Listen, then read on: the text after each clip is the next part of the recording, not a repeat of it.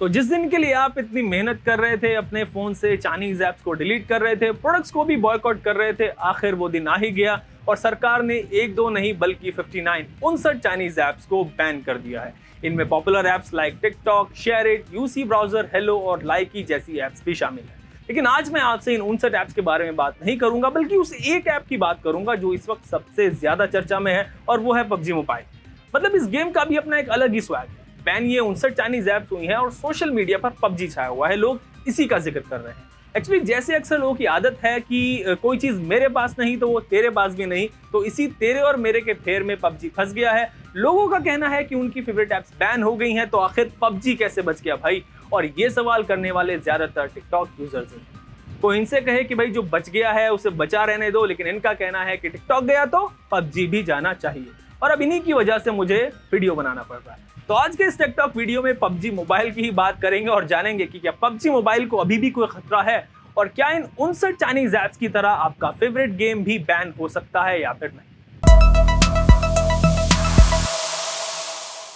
PUBG इन ban की गई 59 apps की लिस्ट में शामिल तो नहीं है, पर इसका यह भी मतलब नहीं है कि इस गेम को कोई खतरा नहीं है। पबजी को क्या खतरा हो सकता है ये तो हम आगे बात करेंगे, लेकिन पहले उन रीजंस को ढूंढने की कोशिश करते हैं जिनकी वजह से शायद पबजी मोबाइल इन 59 ऐप्स की लिस्ट में शामिल नहीं। सबसे पहली बात यह कि सिर्फ पबजी मोबाइल ही एक ऐसा ऐप नहीं है जो बैन से बच गया, बल्कि ऐसे कई पॉपुलर चाइनीज ऐप्स हैं जो इस लिस्ट में शामिल नहीं है, like MV master, AliExpress, turbo VPN और एप्लॉक।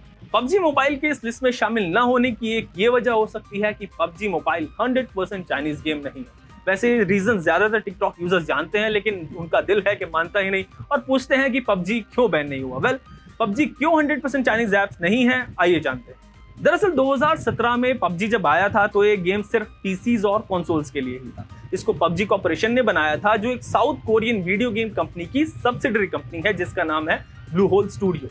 यानी पबजी जो पीसी और कंसोल्स के लिए था उसको साउथ कोरियन फर्म ने डेवलप किया था।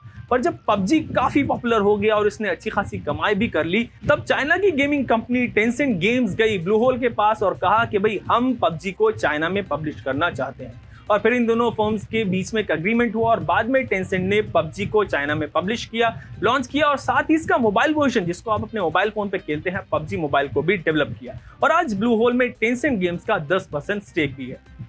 तो पबजी मोबाइल को पूरी तरह से डेवलप तो चाइनीज कंपनी टेंसेंट गेम्स ने किया है, पर पबजी का जो कॉन्सेप्ट है वो साउथ कोरियन है। डेवलपर चाइनीज होने की वजह से पबजी चाइनीज ऐप तो कहलाएगा, पर फिर भी ये 100% चाइनीज ऐप नहीं है। हो सकता है कि इस वजह से ये गवर्नमेंट के रडार पर नहीं आया हो। वैसे पबजी की पूरी हिस्ट्री पर मैंने आपके लिए एक वीडियो बनाया है, टिकटॉक की प्लेलिस्ट में आप जाकर उसको देख सकते हैं, और उसका लिंक भी मैं आपको डिस्क्रिप्शन में दे दूंगा। Now back to the story. PUBG के बचने का दूसरा पॉसिबल रीजन ये हो सकता है कि ये जो एप्स बैन की गई हैं ये इंटेलिजेंस एजेंसीज के इनपुट पर की गई हैं, जिनमें कहा गया था कि ये एप्स इंडियन यूजर्स के डेटा को चुराती हैं और उसे दूसरे देश के सर्वर्स पर भेजती हैं। और इंटेलिजेंस एजेंसीज की लिस्ट में इस वक्त पबजी का नाम नहीं था। ऐसा भी कहा जा रहा है कि हो सकता है कि पबजी मोबाइल को पूरी तरह से चेक किया गया हो, स्कैन किया गया हो, और ये गेम इस वक्त सिक्योरिटी एजेंसीज के टेस्ट को पास कर गया हो। पर क्योंकि पबजी के डेवलपर टेंसेंट गेम्स है, इसीलिए सोशल मीडिया पर ये सवाल कई लोग कर रहे हैं, और इस गेम को सरकार ने बैन क्यों नहीं किया ये भी सवाल कर रहे हैं। वेल, क्यों नहीं किया ये तो गवर्नमेंट जानती है, पर जो मुझे वजह समझ आई वो मैंने आपके सामने रख दी।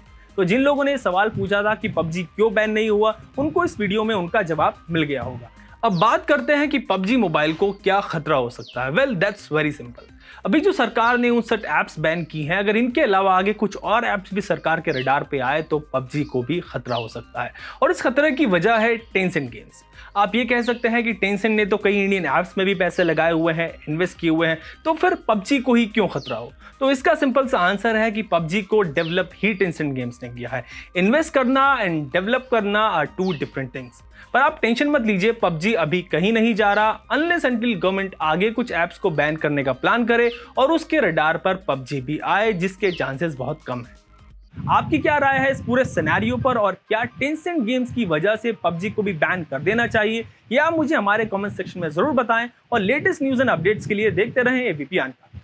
एबीपी न्यूज आपको रखे आगे।